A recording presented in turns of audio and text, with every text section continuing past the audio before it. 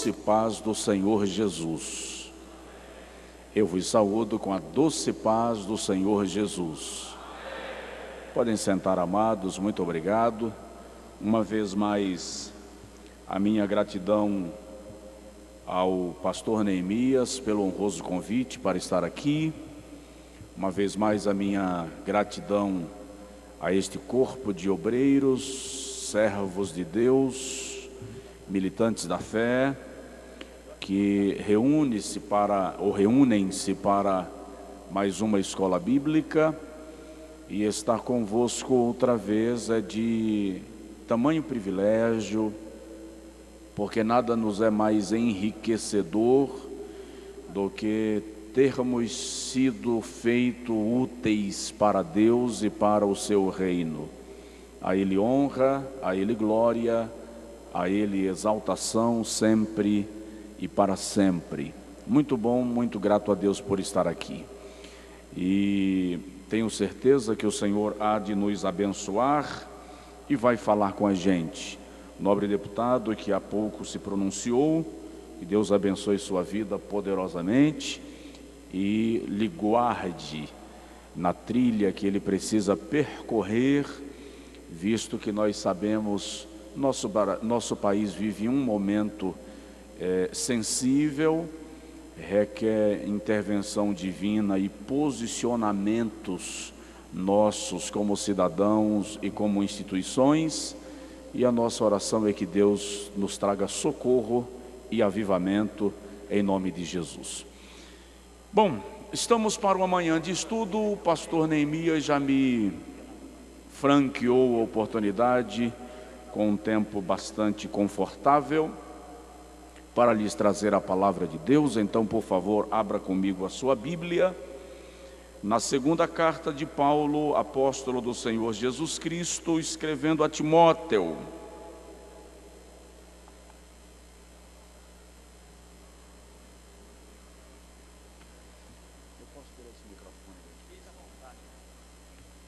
Vou tirar o microfone para ver se eu funciono melhor com ele na mão, tá?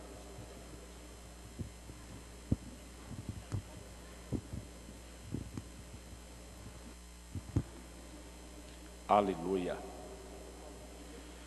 Segunda carta de Paulo a Timóteo, capítulo de número 2, versículo de número 15.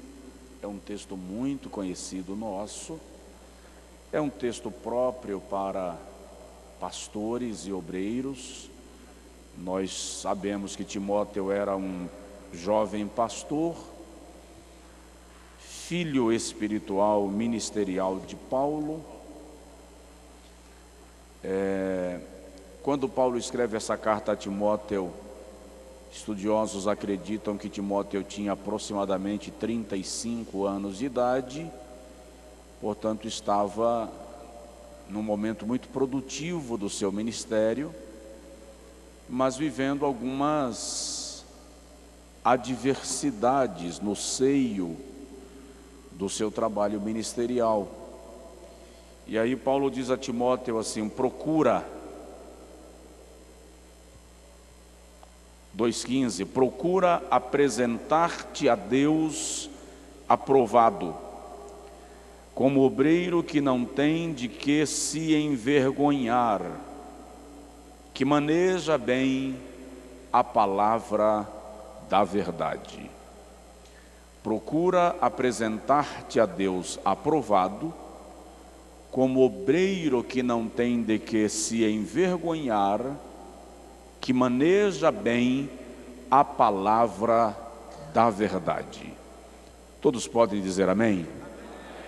Coloque assim a mão no seu peito, por favor, e diga comigo: Senhor, fala comigo, em nome de Jesus. Amém. Podem sentar, amados, por favor.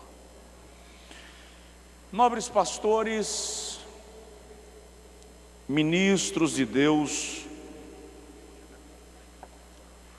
eu gosto sempre de frisar que todas as vezes que Paulo escreve cartas para as igrejas, e eu frisei isto aqui ano passado, Todas as vezes que o apóstolo Paulo escreve cartas para as igrejas, ele começa dizendo assim: graça e paz da parte de Deus, do nosso Senhor e Salvador Cristo Jesus. Graça e paz da parte de Deus, do nosso Salvador Cristo Jesus. Mas quando Paulo escreve cartas para pastores, ele começa assim: graça, misericórdia e paz da parte de Deus e do nosso Senhor e Salvador Cristo Jesus. Preste atenção. Quando ele escreve para as igrejas, ele diz graça e paz. Quando ele escreve para pastores, ele diz graça, misericórdia e paz. É só ler a introdução de todas as suas cartas e o irmão vai perceber isto. Porque na compreensão de Paulo, para exercer o ministério só pela misericórdia. Então, graça, misericórdia e paz. E por que isto? Pastores não são homens incomuns. Pastores são homens comuns com responsabilidades incomuns. Sobre cada um de nós verga aquilo que Paulo chama de o peso das igrejas. Quando a Bíblia manda o crente orar, diz que cada um deve ter uma vida de oração. Para o pastor Samuel, o profeta, diz assim: longe esteja de mim pecar contra o meu Deus, deixando de orar por vós. E é interessante que orar por vós ali, diferente do que eu entendia, Samuel não está falando de interceder. Samuel está falando de o pastor orar a cota que a igreja deixou de orar por negligência. Ou seja, o pastor precisa cumprir a meta, encher a medida, transbordar a taça, orar mais do que os outros.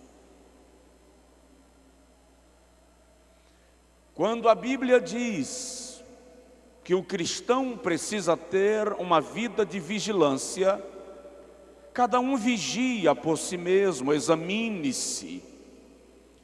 Mas quando fala para pastor, Paulo escrevendo em Atos, ou pregando em Éfeso, e Lucas registrando em Atos, Paulo diz no capítulo 20, versículo 28, olhai por vós e pelo rebanho. Cada crente vigia por si, o pastor vigia por si e pelo rebanho. Quando a Bíblia diz que cada um dará conta de si mesmo a Deus, esta premissa não vale para o pastor. Porque a Bíblia diz do pastor que ele dará conta de si mesmo e do rebanho. Ou seja, algumas pessoas que resolveram se tornar pastores, sem chamado divino, sem vocação divina, sem a essência da vocação para o ministério, se soubessem o que pesa disto para a eternidade, repensariam a unção conquistada por méritos humanos, e só permaneceria no ministério aquele que tem certeza que foi chamado e não pôde escapar do chamado, porque é uma determinação divina. Ser pastor não se resume a dirigir um culto, cuidar da administração de uma igreja, de uma organização. Ser o pastor é ser representante do céu na terra, lidar com as coisas espirituais e responder pelas materiais, sabendo que o nosso maior juízo e prestação de contas não é diante do povo, mas diante de quem nos vocacionou e nos confiou o rebanho. Daí, Paulo, escrevendo a Timóteo, orientar e admoestar, dizendo: procura apresentar-te. Para aqueles que estão anotando, a expressão procura, que Paulo utiliza aqui, se o irmão está anotando, coloca aí procura, e aí coloca um tracinho para explicar. Procurar aqui, à luz do verbete grego que Paulo utiliza, indica: se esforce, seja diligente, tenha o cuidado de, se preocupe em, indica esmero, zelo, inquietação por apresentar-se a Deus aprovado. E é interessante que o verbo procurar aqui indica esforço demasiado para alcançar um propósito. Ninguém alcança esta aprovação sem esforço. E ele diz: procura apresentar-te a quem? A quem? Desculpa, não ouvi. A quem? A Deus. Na maior parte das vezes, a nossa preocupação está em que sejamos aprovados pelo povo, pelos colegas, pelos governantes. E aí Paulo diz: esqueça de ser aprovado aqui se você não estiver sendo aprovado lá, porque a aprovação daqui sem a aprovação de lá nada serve. A palavra aprovado, os irmãos estão me ouvindo bem? Estou falando devagar porque, como o auditório é grande e as arquibancadas estão vazias, o eco pode embolar na expressão, por isso eu estou compassando as palavras. A palavra aprovado, dokinos, é a mesma expressão usada para falar dos testes aos quais os metais eram submetidos para averiguar a sua genuinidade. Então, quando o apóstolo diz: procura apresentar-te aprovado, olha bem para mim, por favor. Ele está dizendo assim: você está sendo testado para ser confirmado. Todos os dias nós somos testados no ministério para sermos confirmados. Tiago diz no capítulo 1, versículo 12, que bem-aventurado é o varão que sofre a provação, porque quando for aprovado, receberá a coroa da vida. Então, aprovado aqui é ser testado para ser confirmado. O Senhor já foi testado esta semana. É possível que o Senhor já tenha sido testado hoje. Todos os dias nós passamos por testes que confirmam ou não o nosso ministério e a nossa trajetória. E aí Paulo diz: obreiro aprovado que maneja bem a palavra da verdade. Paulo está falando de um obreiro que se preparou para a missão que ele vai desenvolver. do obreiro que não lida com o seu ministério como se ele funcionasse no piloto automático, que treina, a expressão é essa, se esmerar, treinar, aperfeiçoar. Não há ministério bem-sucedido sem treinamento, sem preparação, sem capacitação. Quando perguntaram para Michael Jordan, maior jogador de todos os tempos, qual foi o segredo para que ele se tornasse o que se tornou, ele disse: diariamente eu treinava 6 horas ininterruptas longe dos colegas. Ou seja, além do treinamento que todos faziam, ele dedicava mais 6 horas para treinar ininterruptamente. O que Paulo está dizendo é isto: treine, se aperfeiçoe, se esmere, tenha o cuidado, se esforce nisto. Então, para alcançar esta proposta que Paulo está trazendo para nós, qual é o caminho que podemos trilhar? Quais são os cuidados que precisaremos ter?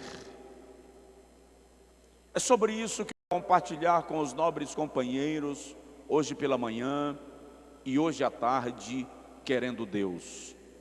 Então eu quero falar um pouquinho sobre prioridades na vida de um obreiro bem-sucedido. Prioridades na vida de um obreiro bem-sucedido. Porque, primeiro, é muito normal, na diversidade de coisas a resolver, a gente inverter as prioridades. Por outro lado, e por favor, fique atento a algumas coisas que eu vou falar, mais do que a outras. Por exemplo, quando eu falo de obreiros bem-sucedidos, eu não estou falando de renome, nem estou falando do tamanho da igreja que você pastoreia, porque tem gente com renome que não é bem-sucedido, não do ponto de vista bíblico. E tem gente pastoreando grandes igrejas e que não está na plataforma dos bem-sucedidos do ponto de vista bíblico. Porque sucesso terreno não está na mesma perspectiva de sucesso na concepção divina. Por exemplo, se analisar da perspectiva humana, o ministério de Jeremias foi um fracasso. Odiado pelo rei, perseguido pelos príncipes, rejeitado por seus irmãos, expulso de casa por seus pais, morreu em pobreza financeira, e ninguém acreditou nas suas profecias enquanto ele estava vivo. Onde está o sucesso disso? Na perspectiva humana. Os pais de Jeremias chegaram para ele e disseram assim: vamos fazer o seguinte, como ninguém gosta de você na corte, você ficar aqui em casa é um problema para nós, porque eles vão perseguir a gente por tua causa, então vai embora. Fui rejeitado pelos meus irmãos, ele diz. Chega um momento na vida de Jeremias que a frustração dele é tão grande que ele diz assim: o Senhor me enganou e eu me deixei enganar. Ou seja, o Senhor não me disse tudo, eu não sabia disso. Então, na perspectiva humana, o ministério de Jeremias não foi um sucesso. A pergunta é: e na perspectiva divina? Então tem gente que na perspectiva humana está sendo aplaudido, e Deus está olhando e dizendo assim: não te conheço, não sei quem é você, Mas eu expulso demônios em teu nome, eu curo em teu nome, é mais pratica iniquidade. Não sei quem é você. Na perspectiva humana, o ministério de Isaías foi um fracasso. Isaías não era acreditado por sua geração. E o pior, Isaías morreu e a maioria das suas profecias não haviam se concretizado ainda. Por exemplo, um menino nos nasceu, um filho se nos deu, e o principado está sobre os seus ombros. Ele fala de um menino que já nasceu. E aí quando procuram saber, na corte não nasceu nenhum príncipe. É mentira, é delírio, é loucura.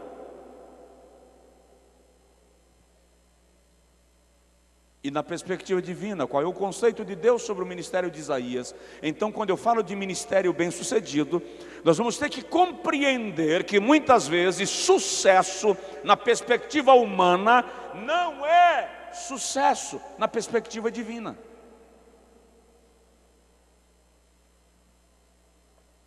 Na perspectiva humana, o ministério de Jesus não foi um sucesso. Qual foi o final do ministério de Jesus? Jesus jubilou com uma festa violenta e as pessoas aplaudindo ele. Foi assim? Depois de 60 anos de ministério, ele jubila aos 90. Ele exerceu um ministério durante 3 anos, um ministério muito curto.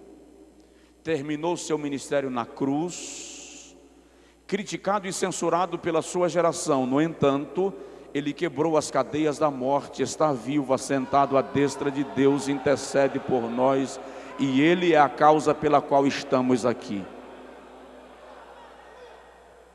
Então, meu ministério é bem sucedido, sim ou não? É a primeira pergunta que eu preciso fazer. Sim, em que perspectiva? Porque a nossa geração mede o sucesso do ministério pelo número de seguidores das redes sociais, pelo número de visualizações e curtidas nas postagens e assim por diante. A rede social virou vitrine e a gente virou boneco. Mas o Senhor quem chama, é o Senhor quem chancela. E essa preocupação precisa estar em nossa mente. Eu não estou dizendo despreze a visão humana. Não estou dizendo despreze a expectativa que as pessoas têm daquilo que Deus faz na tua vida. Não estou dizendo isso. Estou dizendo que nós não precisamos, não podemos substituir o conceito de Deus pelo conceito dos homens ao nosso respeito. Então, quais são as prioridades na vida de um obreiro bem-sucedido? Primeira, vida devocional. Não há ministério bem-sucedido sem vida devocional disciplinada. A nossa relação com Deus é mais importante do que a nossa relação com a igreja. A nossa relação com Deus é mais importante do que a nossa relação com o cônjuge. Eu sei, e vou chegar lá, que nenhuma coisa nem a outra, relação com a igreja ou com o cônjuge, pode ser desprezado. Mas eu estou falando de relacionamento com Deus, intimidade com Ele. Porque nós estamos lidando com coisas espirituais. E Ele é a fonte. Note que Paulo, orientando a Timóteo, diz assim: procura apresentar-te a Deus. O grande cuidado aqui é com a minha relação com Deus. E aí, eu quero destacar 3 itens que formam a nossa vida devocional. Primeiro, oração. Dá um toque assim no companheiro que está do seu lado e pergunta para ele assim: como está a sua vida de oração? Como está a sua vida de oração? Po Yong Shou Disse certa feita num dos seus livros que ele começava o dia com 2 horas de oração, porque 2 horas de oração representavam metade dos problemas do dia solucionados. Nós, pastores modernos, lidamos com tantas coisas e com tantos empreendimentos e com tantos desafios e nos tornamos tão executivos que não resta mais tempo para a oração, e quando resta tempo já não resta energia, estamos esgotados, estamos cansados e fatigados. Profeta Samuel, no capítulo 12, versículo 23 do primeiro livro, vou repetir um texto que eu já citei, ele diz: longe esteja de mim pecar contra o meu Deus, deixando de orar por vós.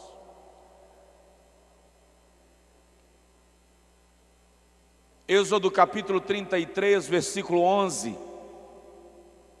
A Bíblia Sagrada diz que o Senhor falava com Moisés face a face. Face a face ali, queridos, não é, desculpem, frente a frente. Face a face ali é boca a boca, fôlego a fôlego. Significa que o Senhor soprava no interior de Moisés, pelas narinas, pelas vias respiratórias de Moisés, é boca a boca. É o Senhor encostar em Moisés e...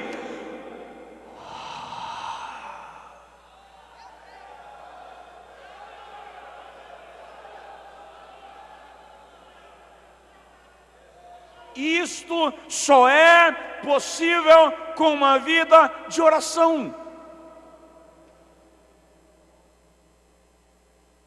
Gênesis capítulo de número 5, versículo de número 24, a Bíblia diz que Enoque andava com Deus. Me permita exemplificar isto. Um pastor que pudesse me ajudar aqui, só para eu exemplificar esse andar com Deus. Um pastor. Por favor. Eu pensava que a expressão bíblica que menciona que Enoque andava com Deus era isso aqui, lado a lado. Mas a expressão bíblica, sobe no meu sapato, por favor, pastor, de frente. Isso. Andar com Deus é isso aqui, ó.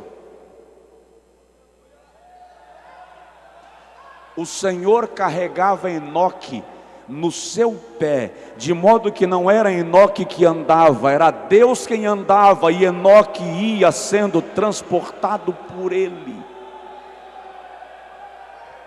Obrigado, pastor.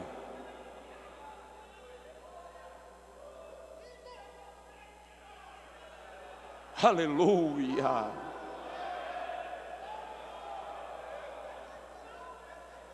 Isso é prioridade. Vida devocional é prioridade. Oração é prioridade. Não pode ficar para depois.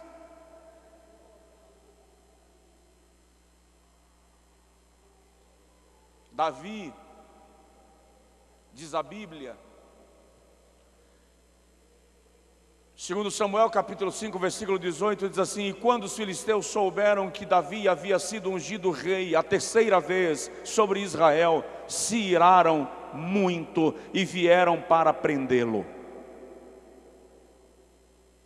E quando os filisteus vieram para prender a Davi, a Bíblia diz assim: mas Davi desceu à fortaleza. Substituir? Davi desce à fortaleza e vai chorar. Quando ele chega na fortaleza, e é interessante que para todos os reis a fortaleza era subindo, para Davi a fortaleza é descendo, porque a fortaleza de Davi está nas cavernas. Então ele desce as montanhas para as cavernas. E quando chega lá, ele pergunta a Deus assim: devo eu ir contra os filisteus? E o Senhor disse: vai. Aí ele pergunta: e o Senhor vai entregar os filisteus nas minhas mãos? Que a questão não é só o ir, é por que o Senhor está me mandando? O Senhor quer entregar os filisteus nas minhas mãos ou quer me entregar na mão dos filisteus? E o Senhor disse: vai, porque eu entregarei os filisteus nas tuas mãos. E ele foi, e batalhou, e venceu. E os filisteus fugiram de Davi. E a Bíblia diz que 1 ano depois, os filisteus reuniram agora todas as suas forças. Antes subiu o exército, agora subiram todos. As 5 cidades fortalezas da Filístia vieram. Na primeira vez, diz o texto, vieram para prendê-lo. Na segunda, diz o texto, vieram para matá-lo. Provoca o ministro do seu lado, por favor, e diz para ele: a unção que está sobre a sua vida incomoda alguém.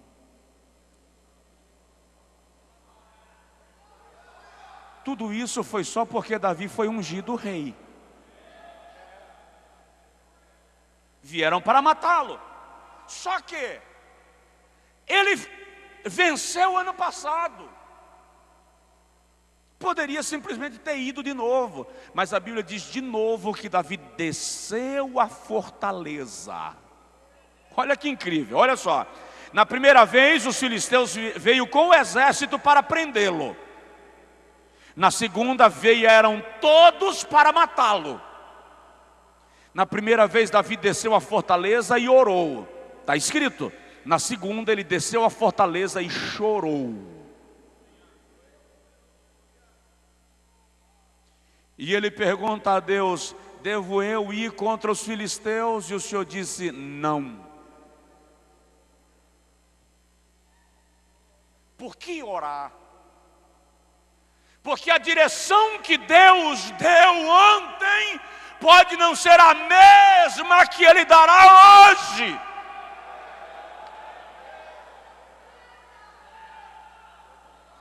O cenário mudou, a circunstância mudou, então a resposta muda.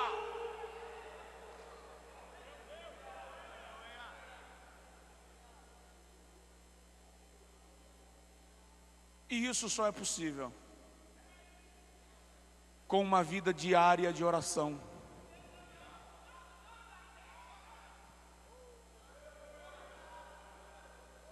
E só para concluir o texto, Davi diz assim: se não é para eu ir contra eles, eu faço o quê? O Senhor disse: foge,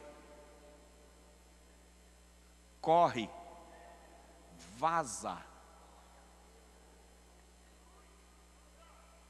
Como assim, Senhor? Vai se esconder. Vai se esconder como? Esvazia a cidade e te esconde atrás da floresta dos balsameiros. Uma orientação divina para correr. Davi?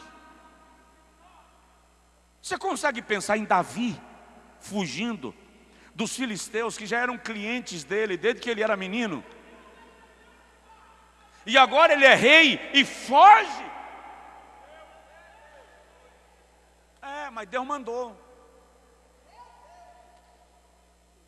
E Davi chama todo mundo e diz: larga tudo e vem comigo. Fugir. Alguém deve ter perguntado: não entendi, Davi, depois de velho ficou mole? Medroso, quando era menino enfrentava, agora está correndo de filisteu. Imagina alguém dizendo: majestade, não pode. E Deus diz assim: pode, porque eu mandei. Recuar às vezes é vencer. E Davi está lá escondido atrás da floresta dos balsameiros, e o comentário rolando, e os filisteus pensando que Davi fugiu. Depois de um tempo que a Bíblia não determina quanto tempo foi, o Senhor diz a Davi: Davi, quando você ouviu o barulho da copa das árvores, ao ritmo de marcha de exército. Não é um barulho qualquer. Quando a copa das árvores mexer como um exército marchando, levanta e sai a peleja, porque eu já saí na tua frente.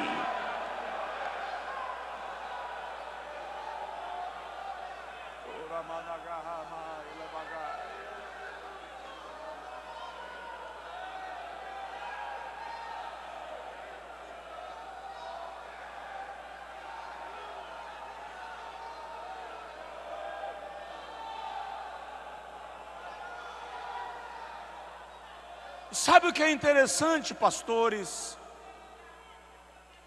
Davi briga com o filisteu desde a adolescência. Todo dia tem um filisteu na porta. Mas essa é a última vez que você vê filisteu brigando contra Israel na Bíblia. Por quê? Porque quando você vence, o inimigo volta. Mas quando Jeová vence, Ele vence de uma vez por todas. Quando você resolve, o problema brota de novo. Mas quando Deus resolve, Ele resolve em definitivo. E isso só é possível por meio da oração.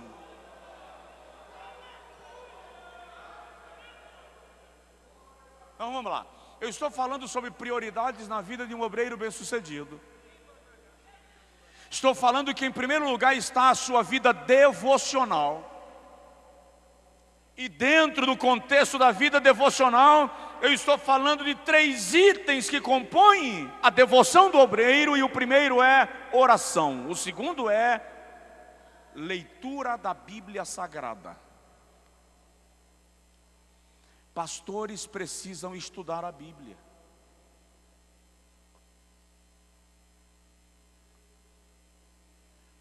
Pastores precisam buscar na palavra o alimento para o rebanho.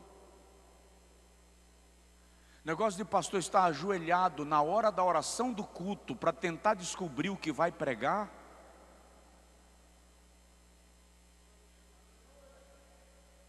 Numa situação ou outra esporádica, isso acontece com qualquer um, mas fazer disso um hábito. Ah, pastor, mas a Bíblia diz que abre a tua boca que eu encherei, por causa da nossa negligência? Jesus diz assim: o Espírito vos fará lembrar.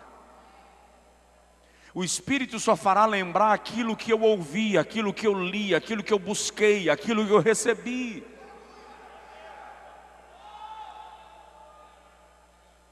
Então, dentro da perspectiva da vida devocional, a leitura da Bíblia, Daniel 9:2. Esse é um dos textos mais sérios da história de Israel, porque Daniel diz assim: eu entendi pela leitura dos livros que o tempo do cativeiro era de 70 anos. Ele não recebeu revelação. Deus não apareceu a ele por visão. Pela leitura dos livros ele percebeu que a profecia já havia se cumprido e o cativeiro já estava no tempo de acabar. Se Daniel não tivesse percebido, Judá teria sofrido mais do que Deus havia determinado. Percebi pela leitura dos livros. A leitura trouxe discernimento. Paulo, escrevendo a Timóteo, no capítulo 4, versículo 13, da sua primeira carta, disse assim: persiste em ler, estudar e exortar até que eu vá. Ler, estudar e exortar. É incrível como nós, obreiros, muitas vezes somos preguiçosos para a leitura. E tem uns que são tão preguiçosos que dizem assim: eu só leio a Bíblia. Alguns destes não leem nem a Bíblia. Paulo diz a Timóteo, capítulo 3, versículo 16 da segunda carta: desde a infância sabes as sagradas letras, que podem fazer-te sábio e entendido para a salvação. Na linguagem de Paulo, quem estava tornando Timóteo sábio e entendido não era a revelação, não eram os dons espirituais, eram as sagradas letras, era conhecimento da divina escritura.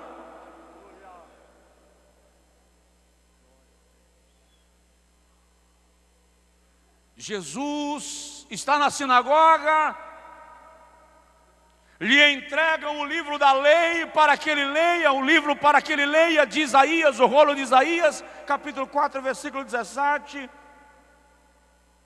E não era como hoje, que o pastor Neemias diz assim para o pastor: você vai pregar domingo, você está na escala para segunda. Não.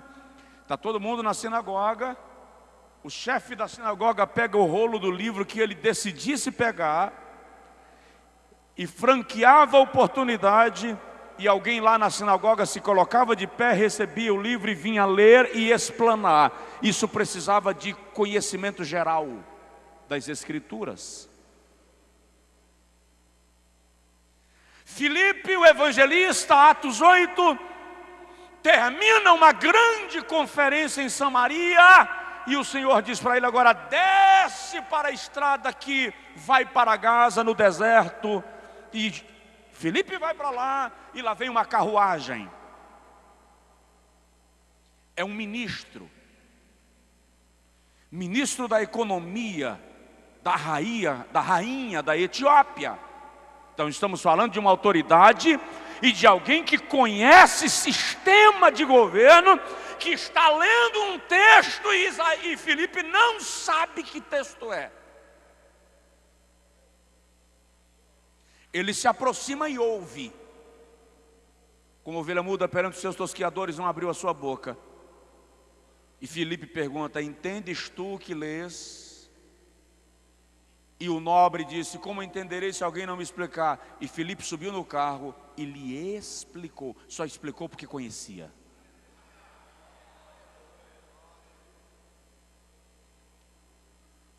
Muitos de nós só lê a Bíblia no dia que vai pregar, para decorar o esboço da noite. Faz parte da nossa vida devocional leitura diária das Sagradas Escrituras, busca pelo conhecimento, pesquisa para compreendermos melhor. Alguns de nós sequer frequentam a escola bíblica dominical.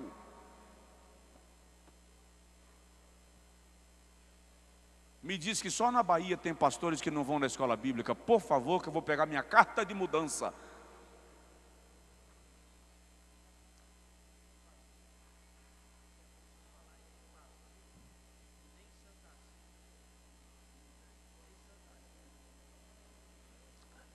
O pastor está frisando aí, tem pastor que nem Santa Ceia está tomando.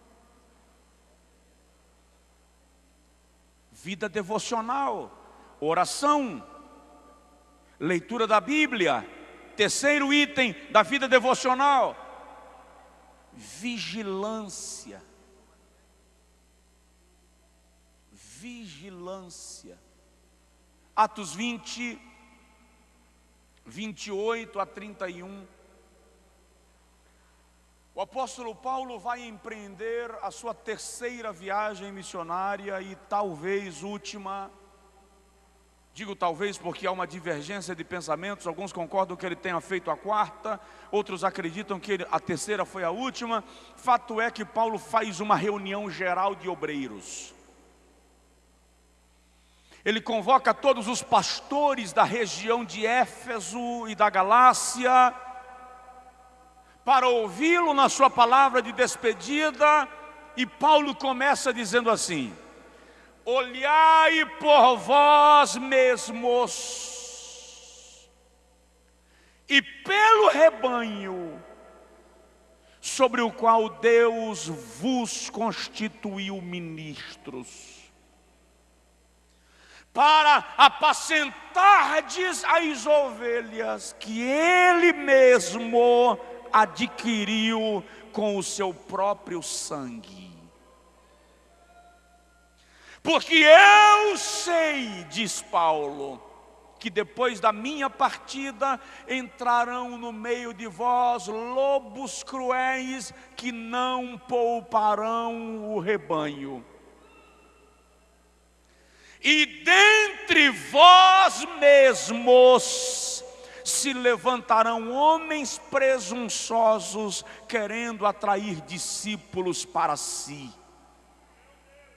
Vigiai, diz Paulo, e não vos esqueçais que por 3 anos e meio vos admoestei com lágrimas, de dia e de noite, a cada um de vós. Então a orientação paulina é: vigia. Vigia por você, vigia pelo rebanho. Você está apacentando um rebanho que é de Deus e que Ele adquiriu com seu próprio sangue. Aí ele diz: quando eu me ausentar, Paulo se coloca ali como um guardião, como uma lâmpada acesa da doutrina. E ele diz: quando eu sair daqui, no meio de vós entrarão lobos cruéis, e dentre vós mesmos se levantarão outros. É incrível que Paulo fala de 2 tipos de lobos: o que vem de fora e o que já está dentro. Entrarão no meio de vós lobos cruéis, e dentre vós mesmos se levantarão. Aí a orientação de Paulo é: vigiai. Vigiai. Mateus 26, 41, Jesus diz assim: orai e vigiai. Vigiai e orai. Marcos 13, 33 diz: olhai, vigiai e orai. Olhai, vigiai e orai. Então,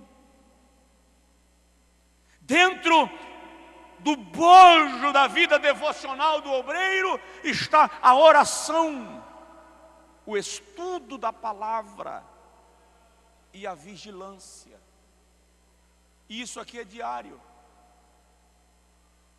A pergunta para nós é: como está o nosso nível de vida devocional?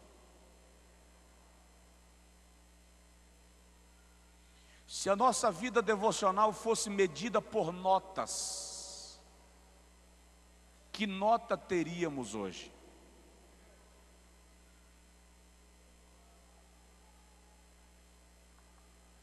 Uma pergunta chata.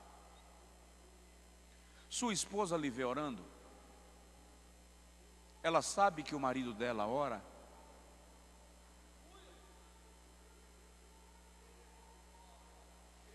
Seu filho lhe vê orando?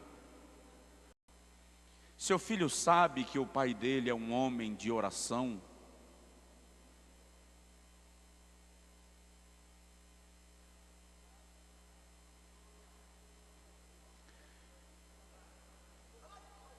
Sua esposa senta para lhe ouvir pregando?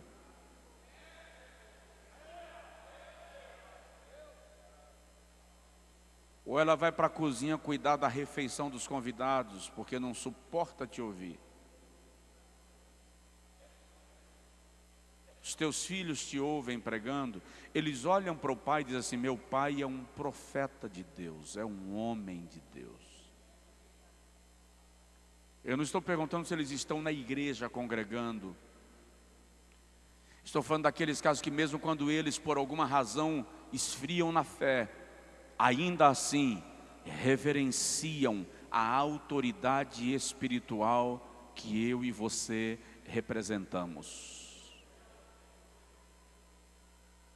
Vamos mudar de assunto? Prioridades na vida do obreiro bem-sucedido. Primeiro, vida devocional. Segundo, vida emocional. Pastor também tem alma. Aliás, eu preguei uma mensagem com esse tema ano passado num congresso de pastores. Se o irmão não assistiu ainda, vai lá no YouTube depois e assiste essa mensagem. Pastor também tem alma. Pastor também é emoção. Tem gente que pensa que pastor é um ser alado, um ser desalmado. Não chora, não fica triste, não se angustia, não se aflige. É um camarada elemento neutro. Pastores também têm emoções. É por isso, é por essa razão que o Senhor Jesus em dado momento diz assim: a minha alma está angustiada até a morte. Até a morte ali não é, eu vou ficar angustiado até a hora de morrer. A minha angústia é de morte. Essa é a expressão.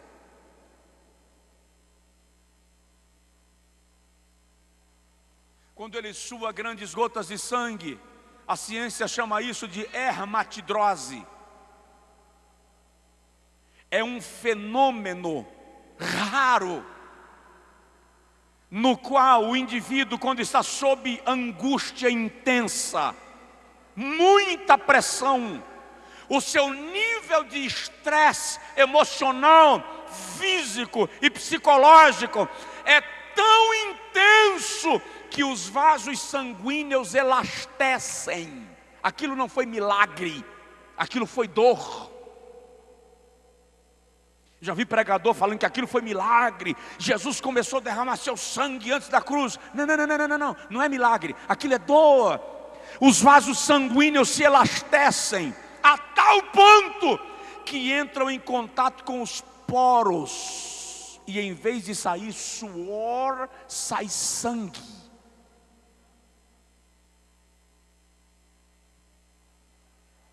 Aquilo só é possível porque Jesus tinha emoções.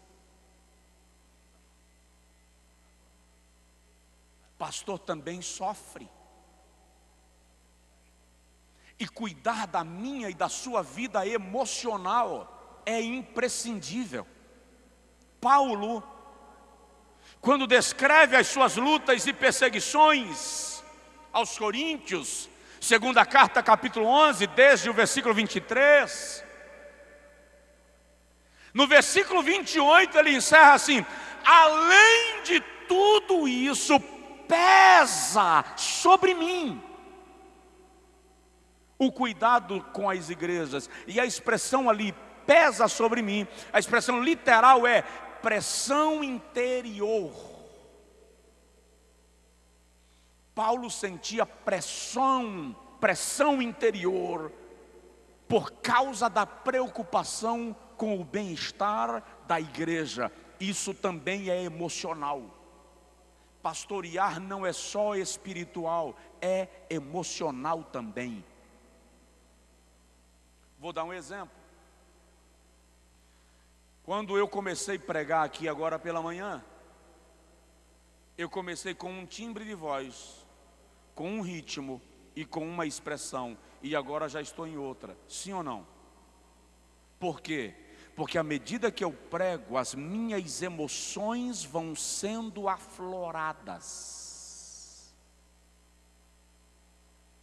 O senhor atende no gabinete, e quando recebe a pessoa: paz do senhor, tudo bem meu irmão, graça e paz, Deus te abençoe, como está a família? Tudo muito bem. Depois de 30 minutos aquele irmão falando, você sente dores nas costas, dores nos ombros, às vezes dor de cabeça, e em alguns casos tem que cancelar o resto do atendimento do dia porque você adoeceu. Sim ou não? Ou ninguém aqui nunca sentiu isso, por favor? Porque gabinete envolve emoções. É por isso que um psicólogo tem tempo marcado para uma sessão terapêutica e não passa do tempo marcado, porque as emoções dele estão envolvidas. Pastor não, pastor faz atendimento de 1 hora, 2, 3, 5. Esse dia eu cheguei na igreja, meu vice-presidente estava no gabinete, eu tentando falar sem conseguir. Aí pedi licença, bati na porta, tudo bem? Tudo bem, pastor. Você está há quanto tempo aqui? Há umas 3 horas, atendendo uma pessoa? Não. Entrei, saudei a pessoa, abracei, vamos remarcar o atendimento. Um pastor não dá conta de lidar com um atendimento de gabinete de 3 horas, 4 horas, 5 horas, porque você tem emoções e precisa cuidar delas, senão você, na tentativa de tirar alguém do poço, desce, e você não consegue ajudar a ninguém se você estiver morrendo.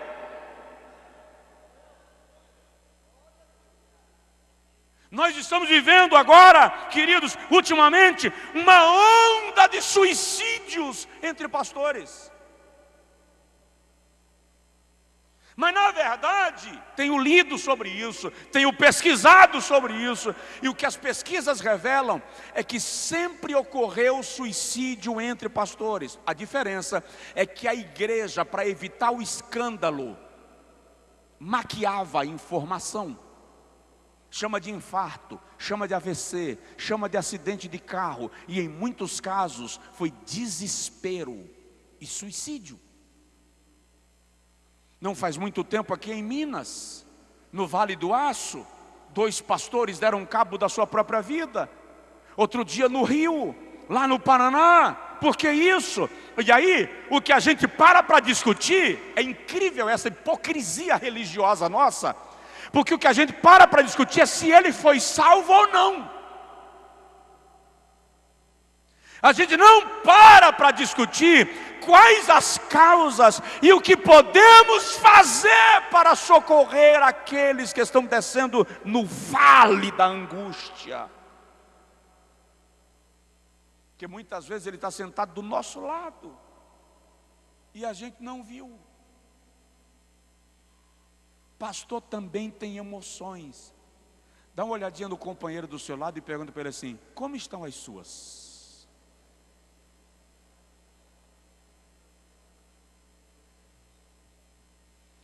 João 11:25 diz assim: Jesus chorou. Por que Jesus chorou? Porque Lázaro morreu? Não, Lázaro não morreu, dorme. Então por que Jesus chorou? Ele ia ressuscitar Lázaro. Ninguém sabia que ele ia ressuscitar, mas ele sabia, ele ia ressuscitar. Então ele não chorou porque Lázaro morreu. Por que Jesus chorou? Para dar os pêsames a Marta e Maria? Não, se ele foi lá para trazer a alegria de volta. Por que Jesus chorou? Porque o peso da dor dos que são pastoreados por você refletem em você. Por isso que tem gente aí brincando de ser pastor, fazendo do pastoreio profissão. Pastorear não é profissão, é missão. E como missão é desgastante, e o obreiro precisa cuidar das suas emoções. Aí eu vou fazer uma pergunta muito chata: o senhor tem pelo menos um amigo com quem o senhor pode se abrir de vez em quando e derramar a sua alma, na certeza de que esse amigo não vai usar isso contra a sua vida, pelo contrário, vai te ajudar? Porque o detalhe é saber com quem eu posso contar a minha amargura, e esse alguém não vai usar isso depois. Por quê? Deixa eu ver se eu posso dizer isso. Porque entre nós pastores a lealdade é muito fraca.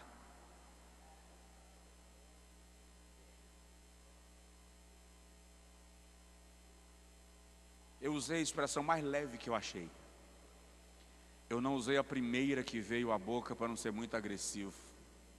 Nós estamos filmando, talvez transmitindo, então deixa eu aliviar aqui na dose.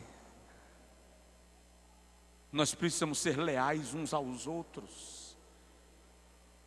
Eu não posso, estou contigo, sou teu amigo, conheço tua vida, sento contigo, vou na tua casa, entro no teu carro, brinco com teus filhos, almoço na tua mesa, e de repente a gente se desentendeu, brigou, e agora eu vou usar tudo que eu sei de você para me vingar. Ei! As informações que eu tenho ao teu respeito, do tempo da nossa caminhada de amigos, não podem ser usadas contra você no dia que nós já não estivermos juntos. Isso é deslealdade, é falta de caráter, é fraqueza moral.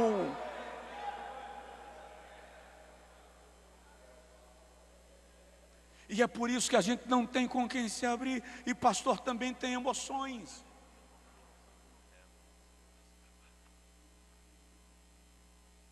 Quando Paulo escreve a Timóteo na segunda carta, capítulo 4, versículo de número 6 a 17, olha as colocações de Paulo.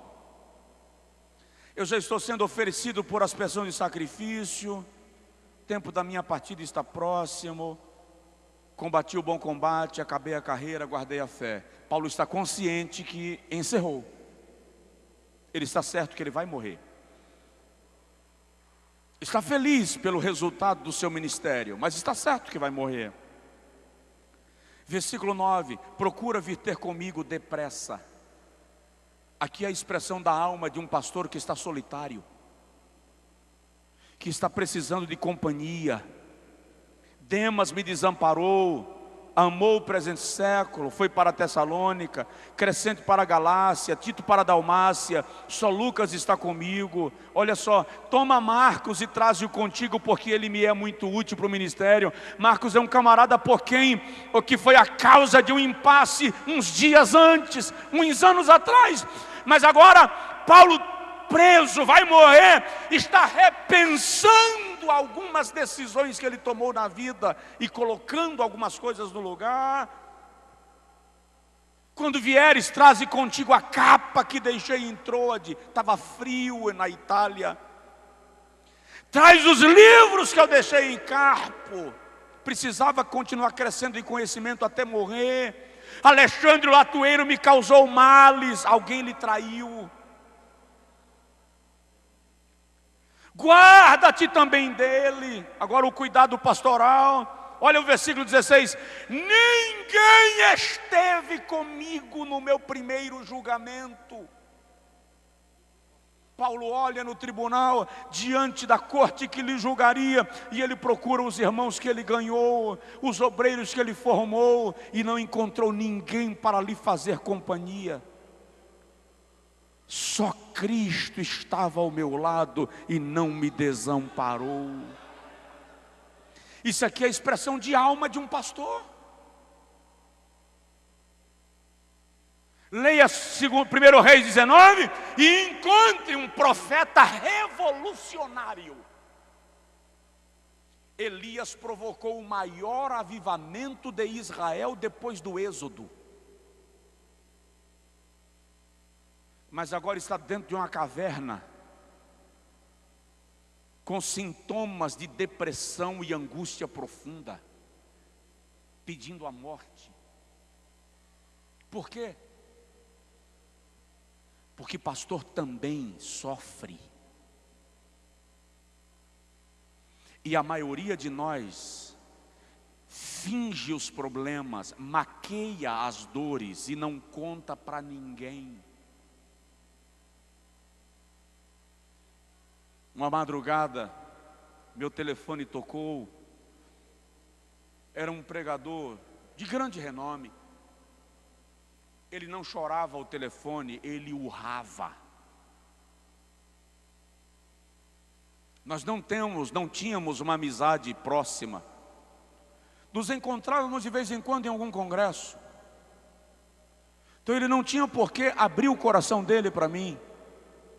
Mas ele berrava ao telefone, ele gritava. E eu deixei ele chorar, e ele chorou muito tempo. Quando ele deu uma trégua, eu perguntei: o que você tem? E ele disse assim: eu estou endemoniado. Eu te diz o nome da espécie que a gente repreende em nome de Jesus.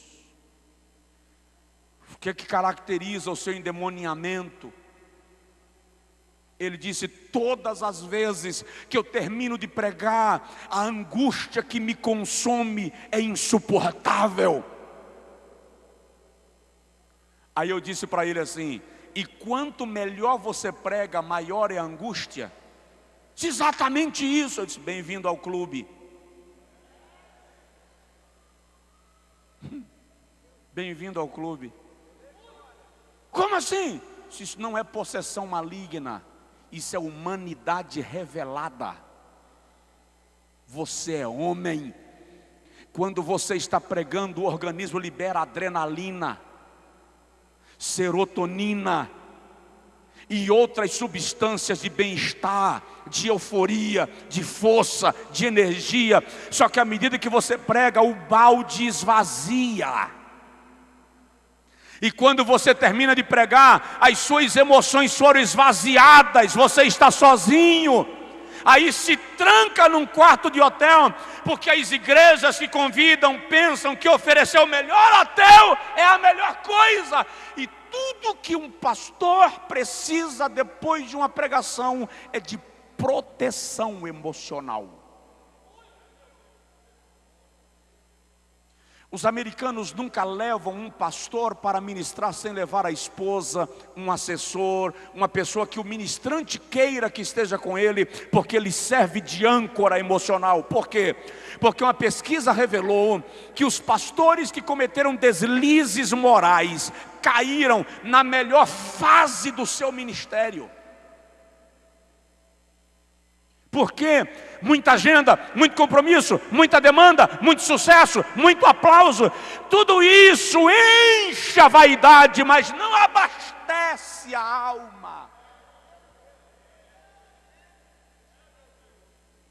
Nós, depois de grandes conquistas, vamos fazer churrasco. Jesus, depois de grandes conquistas, ia orar para se abastecer,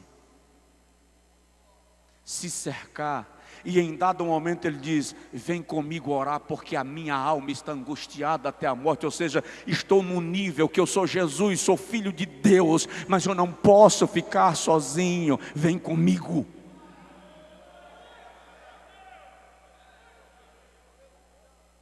Isso é alma.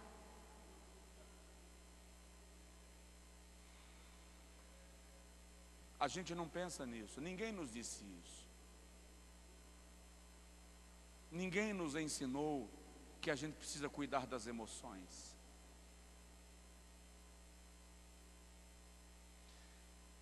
Fui fazer uma série de cruzadas no estado do Nordeste do Brasil.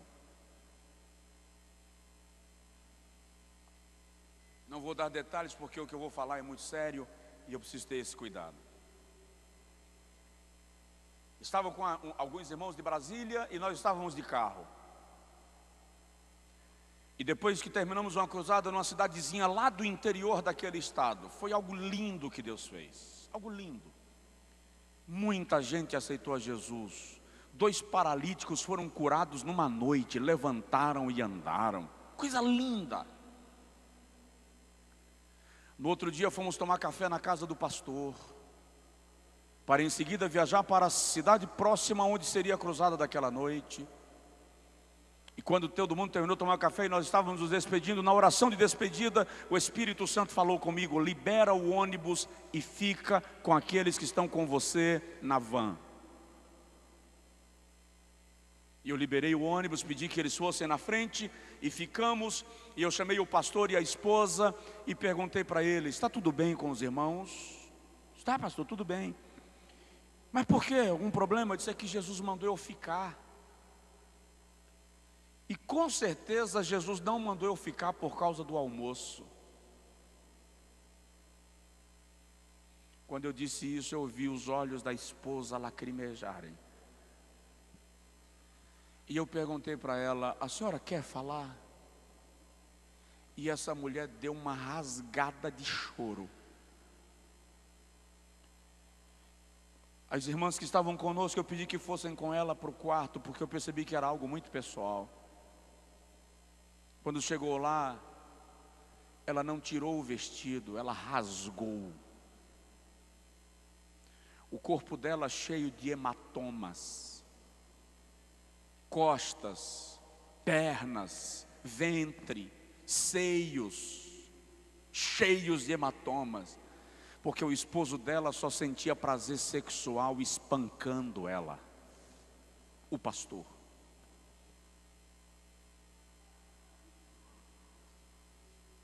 Os gritos daquela senhora foram tão altos que eu pedi que as irmãs tentassem acomodá-la ao peito para não chamar a atenção de vizinhos. Quando voltaram e trouxeram o relatório, eu olhei para ele e falei: e agora, pastor? Aquele homem foi violentado pelo próprio pai, dos 4 aos 14 anos de idade. O que ele viveu na infância e adolescência refletiu no casamento, estava refletindo na vida e causando um inferno dentro de casa. O dia terminou e nós não pudemos ir para a cruzada seguinte. Telefonamos e o pessoal que foi realizou lá. E nós ficamos ainda aquela noite com aquela família, em culto de ações de graças dentro de casa, orando, ouvindo, consolando, acalentando, curando feridas de alma, pedindo ao Espírito Santo para tratar. Tomamos o café da manhã do outro dia, agora sim eles abraçados, sorridentes, agradecendo a Deus, porque o Senhor tomou uma providência na tragédia que eles estavam vivendo.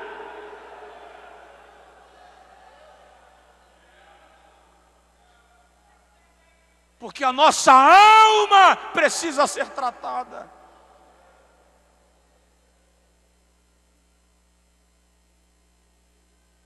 Cuidamos do espiritual, ignoramos o emocional. E aí, na vida espiritual Deus nos usa, mas na vida emocional somos uma tragédia. E o plano de Deus é tratar com o homem em sua totalidade. Estou quase concluindo. Estamos falando da prioridade na vida de um obreiro bem-sucedido. Eu quero falar pelo menos de 7 delas, estou na segunda. À tarde a gente continua querendo Deus. Eu vou encerrar contando algo que eu citei na mensagem que eu preguei, pastor também tem alma. Eu li uma certa feita de um historiador mencionando que os soldados antigamente, quando iam para a guerra, depois de anos em batalha, anos sem vir para casa, eles ficavam semanas, meses, sem poder tirar a couraça, a armadura, porque uma flecha inimiga poderia vir entre as nuvens e lhe atingir.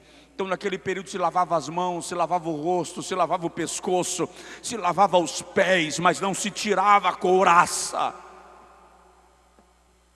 Terminou a guerra, venceram a batalha, hora de voltar para casa com festa. Quando chegava em casa ia tirar a couraça.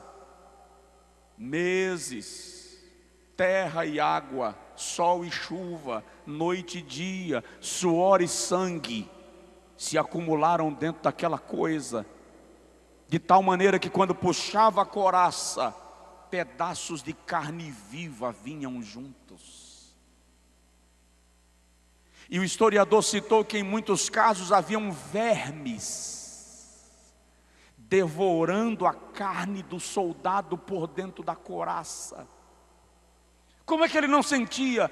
O calor da batalha lhe impede tomar tempo com pequenas coceiras, com pequenas feridas. Não dá tempo coçar a barriga quando você precisa proteger o coração.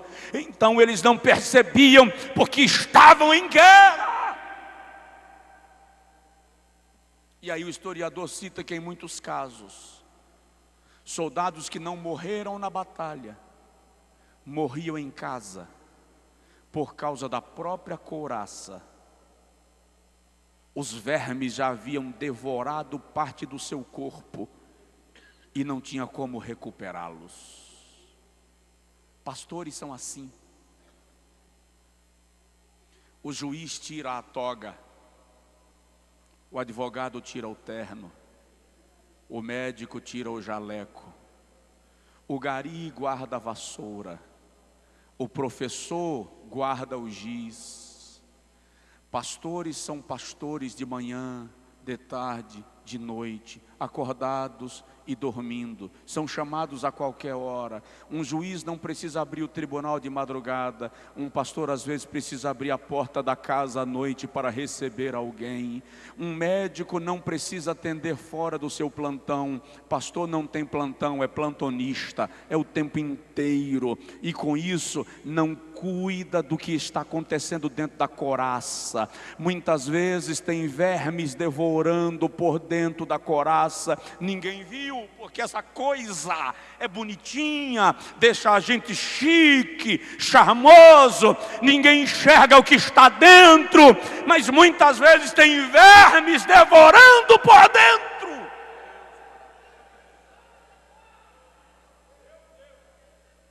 E quando vamos perceber, tudo que a gente faz é marcar uma reunião para excluir, desligar, substituir na igreja, porque ele deslizou, ele pecou, ele falhou, ou como a gente diz, ele caiu. Ninguém enxergou vermes dentro da couraça. Está na hora, pastores, de aproveitarmos estas reuniões para tirar a couraça. Aqui deveria ser o lugar onde eu posso me despir das minhas vestes pastorais. Por quê? Porque eu estou diante de homens que vivem a mesma realidade que eu e que têm a obrigação de me entender, porque passam pelas mesmas lutas que eu passo. Então aqui é o lugar onde eu poderia tirar a couraça e dizer: limpa aqui as minhas costas que estão sujas, lava aqui o meu braço porque eu não estou alcançando, coloca remédio na minha ferida porque está doendo. É hora de nós sermos instrumentos de socorro na vida uns dos outros.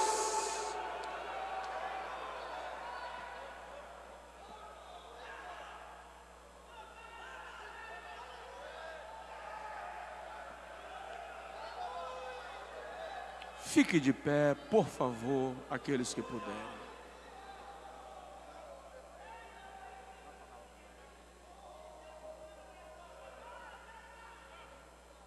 Vida devocional, vida emocional. A vida devocional a gente disciplina, corrige, tomando um compromisso de oração, de busca pela palavra, vigilância constante.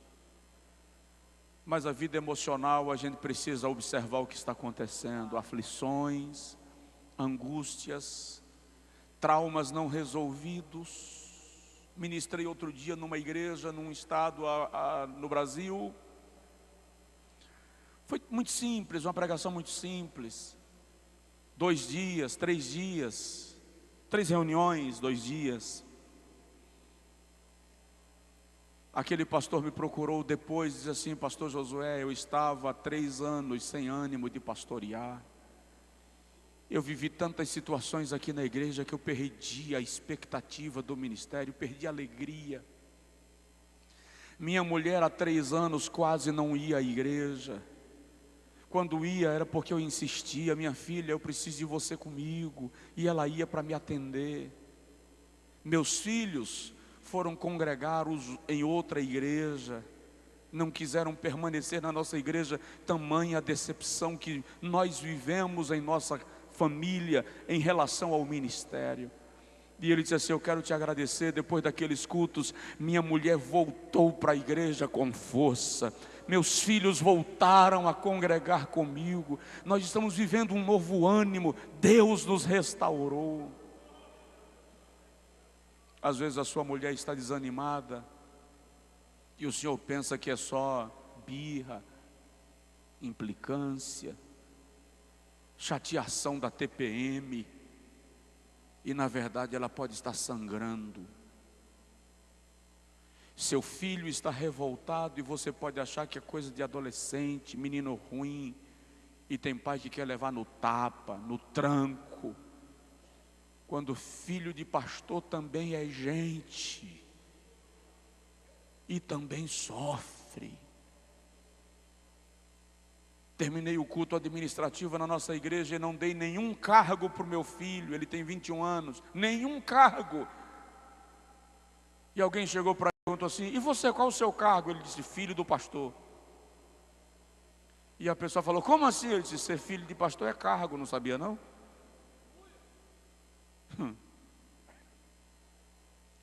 Nós vamos falar um pouco sobre isso à tarde, se Jesus não voltar antes disso. Mas sua mulher tem alma, seu filho tem alma, o senhor, amado pastor, tem alma, é ferido nessa jornada que muitas vezes tem trechos estreitos, e o Espírito Santo quer tratar com a gente e nos sarar, nos curar. Vamos orar. E durante esta oração eu gostaria que o senhor escolhesse um companheiro, no meio da oração, escolhesse um companheiro para orar por ele. Se você lembrar, vier à sua mente alguém específico, e essa pessoa não estiver do seu lado, mas estiver no auditório, saia do seu lugar e vá orar por ele onde ele estiver. Ele pode estar precisando de uma oração profética, de um abraço fraterno, que vai lhe tirar da vala, vai lhe levantar. Pai, pelo teu Espírito estamos aqui. O Senhor nos atrai à tua presença. Tei manto piafaz, tei que afanto rei adagai. Nada nos é mais glorioso do que estar envolvido na nuvem da tua glória. Esta é uma manhã na qual o teu Espírito está tratando com a gente, ora corrigindo, ora exortando, ora confortando, para que o fim, o resultado seja de renovo, de ânimo, de vitória. Ó Deus, tu conheces a vida deste homem, teu servo. Ninguém conhece a sua alma como o Senhor conhece, mais que isso, o Senhor compreende. Nesta manhã, Senhor, final de manhã, inunda o coração deste homem com a tua misericórdia. Inunda o coração deste homem com o bálsamo do teu Espírito. Espírito de Deus, agora revela o coração e a mente do teu servo, aquele companheiro que está precisando de uma cobertura de intercessão agora, de um abraço fraternal. E nos move este auditório agora, Senhor. Pastores orando por pastores. Nós clamamos, Senhor, um mover do Espírito Santo neste lugar, trazendo renovo. Ore pelo companheiro que está do seu lado. Ore por alguém que esteja mais distante. Se for o caso, saia do seu lugar. Pai, nos torna, Senhor, mais compreensivos um com o outro. Gera em nós resiliência, tolerância, domínio próprio, companheirismo. Espírito de Deus, cobre este lugar agora com a presença da tua misericórdia. Derrama um manto de mansidão, de paz.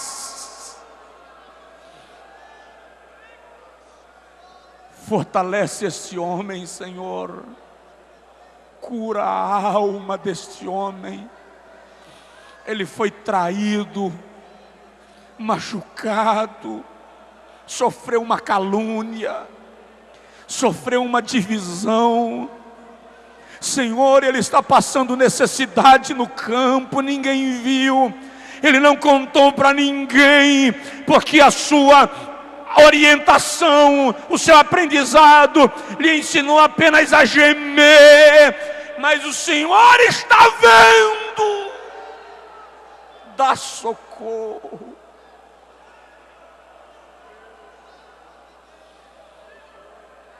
Dá socorro.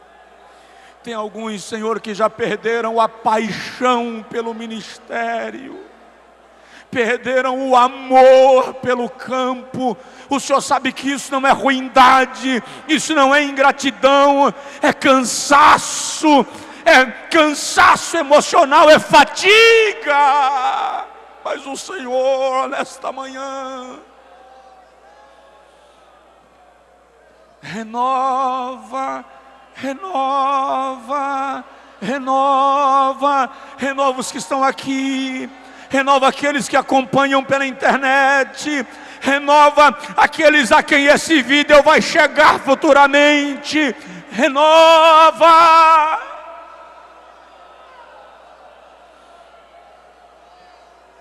Dá socorro ao teu povo. Pastor, se o senhor quiser sair do seu lugar, vir à frente no altar, ajoelhar, derramar a sua alma, faz isso. Eu ainda tenho 5 minutos, você pode fazer isso. Pode ser um momento que Deus escolheu para tratar com a tua alma, pode ser um momento que o Espírito Santo escolheu para ministrar no teu íntimo, porque o máximo que o pregador consegue é ministrar ao teu intelecto, mas o Espírito Santo vai ao teu íntimo e ministra lá, rasga o coração. Pode chorar, pode gritar, pode abrir a alma. Você está entre companheiros. Todo mundo aqui tem as mesmas lutas e conflitos. Trata com a gente, Espírito Santo. Trata com a gente, Espírito Santo.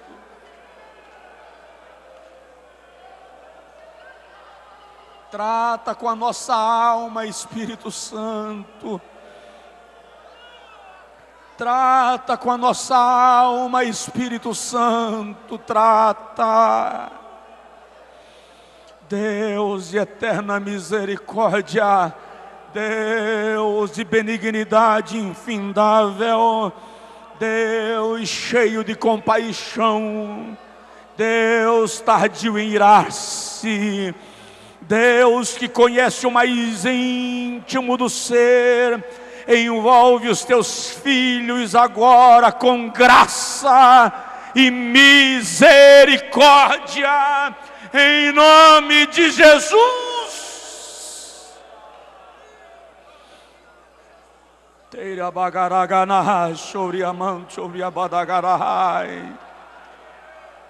Cura, cura, cura a alma, cura a alma.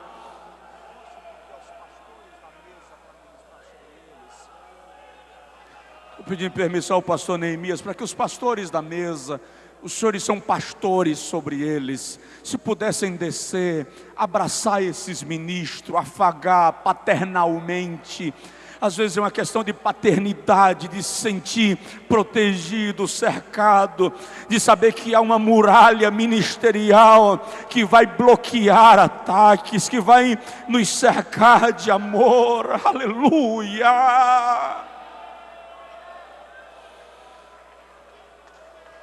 Oh, Deus, usa agora esses ministros, pastores e líderes desta convenção para que ministrem sobre os teus filhos com um sentimento de companheirismo, de amor, de paternidade, Senhor, em nome de Jesus Cristo.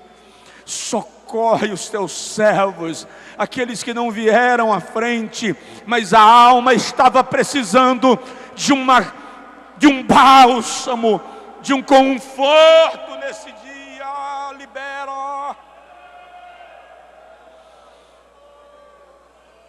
Aleluia, aleluia, Aleluia! Ajuda o teu servo, Senhor, ajuda o teu servo, Senhor, ajuda o teu servo, ajuda o teu servo, ajuda o teu servo. Ajuda o teu servo, cobre-nos de calor fraternal, em nome de Jesus. Enquanto isso, dá um abraço no companheiro que está do seu lado e uma palavra de fé, de ânimo, de companheirismo. Diz para ele aí: estamos juntos, conta comigo, nós vamos vencer juntos, em nome de Jesus. Dá aquele abraço carinhoso, caloroso. Diz para ele: estamos juntos, nós vamos vencer essa peleja, conta comigo.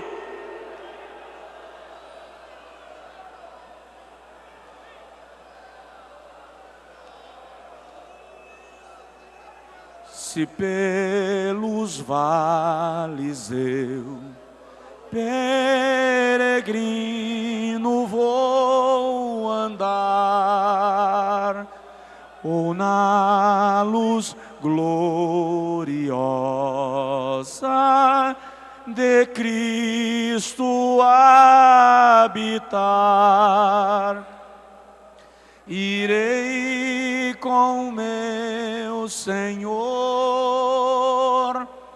para onde Ele for, confiando na graça de meu Salvador.